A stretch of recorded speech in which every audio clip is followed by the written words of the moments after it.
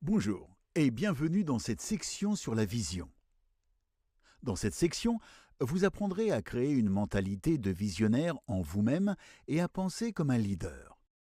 C'est ce qui distingue les leaders des suiveurs.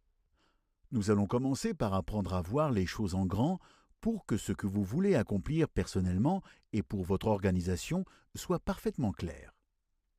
J'ai passé en revue plus de 3300 études sur le leadership et j'en suis venu à la conclusion que la vision est un élément clé de la mentalité de leader. Ceux qui parviennent à voir l'immense potentiel d'une organisation et qui peuvent fixer des objectifs à long terme pour l'atteindre sont de véritables leaders. Vous apprendrez également comment trouver votre vision personnelle pour devenir leader dans votre domaine et comment servir d'exemple pour guider les autres vers votre vision d'ensemble. Je vous montrerai des techniques pour vous motiver et devenir le genre de personne extraordinaire qui encourage son entourage à suivre l'exemple. Vous pratiquerez cette compétence de maîtrise du leadership en complétant un exercice pas à pas sur quelle devrait et ne devrait pas être votre vision pour votre poste, ou votre service, ou votre organisation. À la fin de cette section, vous serez en mesure de traduire votre vision en mission derrière laquelle vos collègues et subordonnés directs peuvent se rallier. Et en fin de compte, vous menez au niveau suivant. Commençons. Dans cette leçon, nous allons parler de comment avoir une vision d'ensemble en tant que leader. Les leaders ont la capacité de prendre du recul et de voir la vue d'ensemble, alors que les suiveurs s'empêtrent dans les activités de tous les jours comme envoyer des emails, compléter des rapports et assister à des réunions. En fait, une étude menée par le Dr Edward Benfield de Harvard University a déterminé que l'indicateur le plus précis d'ascension sociale et économique en Amérique était la capacité de penser à l'avenir et de développer une perspective à long terme. Vous devez développer la capacité de fixer vos yeux sur l'horizon et de voir en grand. Mais par où commencer? La première étape est de rejeter toute pensée illusoire. Ne vous fiez pas à la chance. N'espérez pas de miracle, ne priez pas pour une exception aux principes commerciaux de base. N'attendez pas de récompense sans effort et n'espérez pas que les problèmes s'en aillent d'eux-mêmes. Ce n'est pas en priant que vous accroîtrez votre résultat net ni développerez votre société. Comme on dit, l'espoir n'est pas une stratégie. Vous devez voir les choses telles qu'elles sont et examiner les faits, quels qu'ils soient. À la place, remplissez vos pensées de vision réaliste sur comment votre société pourrait s'améliorer. Les leaders peuvent voir l'avenir et savent clairement ce qu'ils veulent accomplir et à quoi ressemblera leur accomplissement. Ils sont capables d'exprimer cette vision d'ensemble dans le cœur et l'esprit des autres. N'oubliez pas qu'on ne peut pas atteindre une cible qu'on ne voit pas. L'étape suivante est donc de prendre le temps de réfléchir à la vision d'ensemble. Cela peut vous paraître chronophage, mais commencez à réserver un créneau horaire régulier dans votre agenda pour faire un brainstorming et clarifier vos objectifs. Réfléchissez à où vous voyez votre organisation dans 1 an, 5 ans, 10 ans. Plus vous y consacrez de temps, plus vous serez efficace quand le temps sera venu de mettre en place vos idées. Un aspect d'avoir une vision d'ensemble implique de demander comment. Par exemple, si vous voulez que vos ventes augmentent et soient plus rentables, vous pouvez vous demander comment rentabiliser mes ventes. Peut-être que la solution est de créer un programme de coaching. Alors, comment allez-vous faire? Continuez à décomposer votre vision d'ensemble en étapes concrètes de plus en plus petites. Maintenant, vous avez 1 ou 2 choses que vous pouvez faire immédiatement. Dernièrement, un autre aspect important de la vision d'ensemble est de se demander pourquoi. Quand vous vous lancez dans les affaires courantes pour accomplir vos objectifs globaux, n'oubliez pas de prendre du recul et de vous demander pourquoi vous avez choisi cet objectif spécifique. Pourquoi cet objectif est-il important à vos yeux? Vous pouvez y réfléchir davantage pendant vos futures séances de brainstorming, puisque vous avez déjà fixé un créneau horaire dans votre agenda. Mais votre boulot est de choisir quel objectif est plus important, lequel est moins important, et puis vous concentrer sur l'objectif le plus important. Nietzsche a dit « Celui qui a un pourquoi qui lui tient lieu de but peut vivre avec n'importe quel comment ». Ceci vous aidera à vous rappeler pourquoi vous vous êtes lancé dans la réalisation de cet objectif en particulier. Si vous avez fixé cet objectif pour augmenter vos revenus, demandez-vous pourquoi. Pour agrandir votre équipe? Pour décrocher de plus gros clients? Pour financer un nouveau projet? Dans une vision d'ensemble, vous devez toujours être en mesure de répondre à la question pourquoi. À présent, faites un break, car nous allons effectuer un petit exercice pour clore cette leçon et vous aider à vous ménager du temps. D'abord, sortez votre agenda ou votre téléphone et réservez un créneau régulier chaque semaine pour réfléchir à votre vision d'ensemble. Dans le cadre de cet exercice, nous allons le faire tout de suite. Ensuite, réglez un minuteur sur votre téléphone ou votre ordinateur. Consacrez 10 minutes à réfléchir à vos objectifs pour l'année, les 5 prochaines années, les 10 prochaines années. N'oubliez pas que ce n'est que le début de votre brainstorming. Vous aurez l'opportunité de rentrer dans les détails lors de futures séances de brainstorming. Enfin, réglez de nouveau votre minuteur sur 10 minutes. Cette fois, décomposez votre vision d'ensemble à 1 an, 5 ans et 10 ans en objectifs spécifiques et actions à entreprendre. Notez les actions concrètes, les individus à qui vous devez parler, les protocoles que vous devez mettre en place et les formations à organiser. Fixez aussi des dates et des échéances. Essayez d'identifier 3 actions pour chaque objectif majeur. La clé du succès de cet exercice est la constance. L'exercice ne vous prendra que 20 minutes par semaine, alors engagez-vous à le faire. Et vous commencerez à voir vos objectifs de plus en plus clairement pour en définitive les réaliser plus facilement. Bonjour, bienvenue à cette leçon sur Trouver votre vision personnelle. Lors de la leçon précédente, nous avons discuté de la vision d'ensemble et nous avons suivi des étapes concrètes pour développer des objectifs plus vastes pour votre organisation. À présent, nous allons apprendre le même concept et l'appliquer à vous personnellement.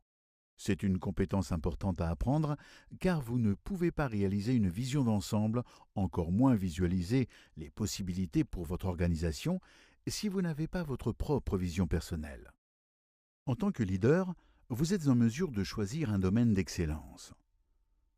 Tout comme un bon général choisit le terrain sur lequel batailler, un excellent leader choisit un domaine dans lequel il ou elle et son équipe pourront effectuer un travail remarquable. Quand vous vous engagez à l'excellence, vous exercez un des motivateurs les plus puissants de la psyché humaine. Plus vous pratiquez cet engagement à l'excellence, plus vous aurez facile à réfléchir et à agir comme un leader. N'oubliez pas, tous les leaders qui inspirent le changement ont comme vision personnelle d'être les meilleurs. C'est sans doute la meilleure vision de développement personnel que vous puissiez avoir pour vous-même et les autres. Excellez à ce que vous faites. Pour être honnête, nombre de professionnels ne suivent pas ce conseil. Ils ne font pas de leur mieux. Ils pensent que tant qu'ils ne sont pas pires que d'autres, ils pourront rester en activité. C'est un schéma de pensée préhistorique. Nous vivons à une époque d'excellence. Et les clients partent du principe qu'ils recevront une excellente qualité. Dans le cas contraire, ils iront voir ailleurs si vite que vous en aurez le tournis. En fin de compte, la qualité se résume au pourquoi. Raison pour laquelle votre vision est si importante. Pourquoi faites-vous ce que vous faites? Pourquoi votre société vend-elle ce qu'elle vend? Trop de commerces s'engluent dans le comment ou le quoi. Comme comment vendons-nous? Ou que vendons-nous? Mais vous devez constamment penser au pourquoi. Pourquoi? Un exemple d'entreprise qui illustre parfaitement cette qualité est Apple. Dans son livre « Commencez par le pourquoi », Simon Sinek explique les intentions d'Apple quand ils ont développé leurs produits dans les années 1980-90. Guidés par la vision de Steve Jobs, leur mission était de défier le statu quo et d'innover en matière d'ordinateurs personnels. Aujourd'hui, les produits Apple sont systématiquement considérés comme faciles à utiliser, conviviaux et de qualité supérieure. Ce n'est pas seulement parce que les produits sont de qualité, mais parce que Apple est motivé par un grand sens du pourquoi. Ils font ce qu'ils font. Et cette vision transparaît dans chaque produit créé par la boîte. Trouver et rester fidèle à votre vision personnelle entraînera une plus grande qualité dans tous les aspects de votre vie. En fonction des événements personnels, professionnels ou économiques qui se produisent, gardez à l'esprit que votre vision personnelle pourrait changer avec le temps. Cependant, si vous vous engagez à suivre ce guide, vous remarquerez que votre vision personnelle restera en grande partie la même avec le temps. Bonjour. Comment s'est passé l'exercice d'énoncé de vision? Quand je pratique cet exercice lors d'ateliers et d'autres événements autour du globe, on me dit souvent que la tâche semble écrasante au début. Mais une fois décomposée en domaines spécifiques de la vie, elle devient plus facile. J'ai découvert qu'il fallait à la plupart des gens un certain temps pour modeler leur vision, jusqu'à ce qu'ils la maîtrisent. Alors ne vous sentez pas découragé si la vôtre n'est pas encore parfaite. Écrire un énoncé de vision initiale semble un peu solennel au début, mais souvenez-vous, si vous avez une idée claire de votre vision, vous saurez mieux comment aborder chaque étape nécessaire pour réaliser vos rêves. Lors de la leçon et de l'exercice précédent, nous avons parlé de comment trouver votre vision personnelle qui finira par aider les objectifs à long terme de votre organisation. Dans cette leçon, nous allons passer de la vision à l'action. À présent, vous allez vous engager à cette vision pour vous-même et votre organisation en jouant le rôle de leader en prêchant par l'exemple. Vous avez une vision d'ensemble claire à laquelle les gens peuvent se rallier et maintenant, il s'agit de les convaincre de s'y rallier. La meilleure manière pour vous de motiver les autres est d'être vous-même motivé. La manière la plus rapide pour que les autres soient emballés par un projet est d'être vous-même emballé. Et la meilleure manière de convaincre les autres de s'engager à réaliser votre vision est d'y être vous-même complètement engagé. Le point de départ est de vous voir comme un exemple à suivre. Voyez-vous comme une personne qui met la barre haut pour que les autres suivent. Une caractéristique clé d'un bon leader est d'être exigeant envers lui ou elle-même et ses comportements. Ceci est étroitement lié à la vision et à nos applications de la loi de l'effort indirect. D'après cette loi, il est plus facile de devenir un leader en démontrant que vous possédez les qualités du leadership qu'en donnant simplement des ordres aux autres. Par exemple, un nouveau manager dans une organisation a un plan d'action pour lancer une nouvelle initiative. Il travaille dur à fixer des dates et à prendre des décisions et donne des ordres à son équipe sur ce qu'il veut qu'elle fasse exactement. Il la relance même fréquemment et l'assiste pour être sûr que chaque détail soit réglé. Bien qu'il démontre un niveau d'exigence élevé, de la diligence et de la résolution et fasse preuve d'autorité, ce micromanagement étouffe l'esprit d'innovation de l'équipe. C'est un bon manager, mais pas un excellent leader. En tant que leader, vous ne devez absolument pas devenir un micromanager. Après avoir communiqué clairement votre vision d'ensemble et vos objectifs à votre équipe, prenez du recul et laissez-les faire ce qu'ils font le mieux. Vous les avez embauchés pour une raison. Nous en reparlerons plus tard. Laissez-les innover, faire des suggestions et prendre des initiatives. Si au lieu de faire l'important, vous leur donnez le sentiment qu'ils sont importants, ils suivront votre exemple et vous traiteront de la même manière. Un autre facteur clé de montrer l'exemple est de renforcer l'autonomie de votre équipe en l'informant de tout ce qui affecte vos règles. Les gens veulent et ont besoin de sentir qu'ils sont des initiés dans leur travail. Il n'y a rien de plus démoralisant qu'être tenu dans l'ignorance. Partager votre vision d'ensemble et personnelle est un bon début pour encourager la transparence. Vous pouvez également les préparer aux changements imminents et leur expliquer les raisons, ou vous pouvez féliciter les membres de l'équipe qui ont eu de bonnes idées ou ont fait preuve d'excellentes initiatives. Ensuite, tenez-vous comme si tout le monde vous regardait. Dans la vraie vie, les leaders efficaces prêchent par l'exemple, comme si quelqu'un les suivait en cachette. Prenez des notes et des photos de leurs moindres gestes, afin que d'autres suivent leur exemple. Ce sont vos paroles et vos actions qui en disent le plus long sur vous à votre équipe. Tout ce que vous dites et faites est amplifié par ceux qui vous admirent. Soyez très conscient de vos paroles et de vos gestes, car ils ont un impact énorme. Il suffit d'une remarque positive à quelqu'un devant toute l'équipe ou d'un email de félicitations groupées pour booster le moral. C'est Dwight D. Eisenhower qui a dit que le leadership, c'est l'art de faire à quelqu'un quelque chose que vous voulez voir fait parce qu'il a envie de le faire. Au lieu de vouloir que les autres vous imitent, vivez une vie qui est si admirable que les autres veulent être comme vous, sans que vous ayez à le demander. La grandeur inspire la grandeur. Cela dit, le dernier facteur qui sépare un leader qui prêche par l'exemple de toute autre personne en charge, c'est de ne pas craindre de descendre dans les tranchées et d'accompagner son équipe. Vous n'êtes pas obligé d'être le meilleur, mais votre vision intérieure et votre motivation personnelle profonde sont un bon moyen de créer un lien de confiance et de mener en première ligne. J'aimerais clore cette leçon en parlant de pouvoir. Il existe plusieurs sortes de pouvoirs professionnels, mais j'aimerais me concentrer sur deux d'entre eux, le pouvoir personnel et le pouvoir de position. Le pouvoir de position est un pouvoir qui accompagne un statut ou un poste dans n'importe quelle organisation. Si vous devenez manager dans une entreprise, certains pouvoirs et privilèges accompagnent automatiquement votre nouveau rang. Vous pouvez donner des ordres et prendre certaines décisions. Vous pouvez être un leader qu'on apprécie ou pas. Le pouvoir personnel, d'un autre côté, est le pouvoir que vous attirez à vous en raison du genre de personne que vous êtes. Dans chaque organisation, il y a des individus démesurément influents et admirés, même s'ils n'ont pas un rang très élevé dans la hiérarchie. Ce sont des hommes et des femmes qui sont de véritables leaders en raison de leur qualité, de leur caractère et de leur personnalité. Si vous prêchez par l'exemple et suivez les étapes discutées, vous accumulerez du pouvoir personnel et le respect de votre équipe. Vous deviendrez un leader qui motive et inspire les autres à être performants à tous les niveaux, bien au-delà de ce qu'ils auraient cru possible. Félicitations, vous avez achevé cette section sur la vision.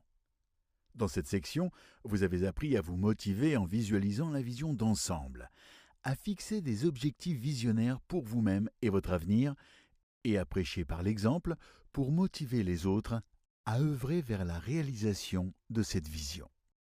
On vous a longtemps fait croire que les leaders étaient ceux qui marchaient à grands pas, respiraient le pouvoir et l'assurance, donnaient des ordres et prenaient des décisions que d'autres menaient à bien. Mais souvenez-vous, même s'il est possible d'obtenir la coopération des autres en les menaçant et en les intimidant, vous n'obtiendrez qu'une coopération, un effort et une assistance sommaire. En tant que leader, votre rôle est d'exceller dans ce que vous faites. Votre rôle est d'avoir pour vision d'être exigeant dans votre manière de servir les autres. Non seulement vous incarnez l'excellence dans votre comportement, mais vous inspirez les autres pour qu'eux aussi s'engagent à cette vision d'excellence. La marque des véritables leaders est de mener par l'action. Ils sont prêts à se lancer les premiers. Ils montrent l'exemple et servent de guide. Ils font ce qu'ils attendent des autres. Et en terminant cette section et le reste de ce cours, vous serez bien parti pour devenir l'un d'entre eux. À présent, passons à la section suivante sur l'intégrité. Une des questions que j'entends souvent sur le leadership est « Comment rester confiant en tant que leader en situation incertaine ?» Eh bien, l'un des outils les plus puissants à disposition pour décupler vos capacités est appelé visualisation créative. Lorsque vous êtes confronté à ou vivez une situation incertaine, visualisez-vous mentalement très clairement en tant qu'excellent leader. Voyez-vous, personne n'est leader dès le départ. Les gens commencent par prendre des responsabilités ou reçoivent un travail à faire et le font, puis quelqu'un les complimente et dit « bon travail ». Ensuite, ils commencent à se voir comme une personne qui se porte volontaire, accepte les responsabilités et fait ce qu'il faut. Alors, visualisez-vous complètement calme et assuré en tant que leader en toute situation. Avant de vous endormir, recourez à la visualisation et créez une image de vous-même forte, assurée, positive et prête à prendre en charge le lendemain. On dit qu'en fin de compte, toute amélioration dans vos circonstances extérieures commence par une amélioration dans votre visualisation mentale. Si vous alimentez continuellement votre esprit d'images intérieures claires de vous-même en tant que leader, très bientôt vous commencerez à penser, à vous sentir et à vous imaginer comme un leader, ce qui s'exprimera dans votre vie intérieure.